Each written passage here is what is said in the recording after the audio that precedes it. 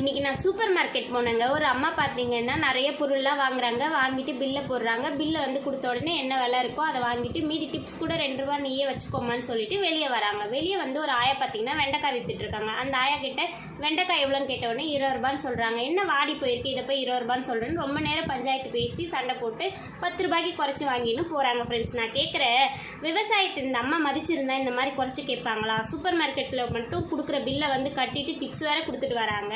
இந்த பாட்டிக்கிட்ட மட்டும் இப்படி பேரம் பேசி வாங்குறாங்க. விவசாயிகளோட கஷ்டம் என்னன்னு தெரியுங்களாங்க? வெயில் மழை எதுவுமே பொறுக்காம விவசாயத்தை மட்டுமே நோக்கி பார்த்துட்டு இருப்பாங்கங்க. இதே வெயில் புழல் மழையெல்லாம் வந்துச்சுன்னா நம்மள மாதிரி ஆளுங்கெல்லாம் என்ன பண்ணுறோம்? ஐயோ மழை வந்துச்சுன்னு பெட்ஷீட் எடுத்து போத்திக்கிறோம். வெயில் அடிச்சுன்னா ஐயோ வெயில் அடிக்குதுன்னு ஏசி போடுறோம், ஜூஸ் போடுறோம், ஆப்பிள் ஜூஸ் குடிக்கிறோம், அது இதுன்னு வாங்கி குடிக்கிறோம்.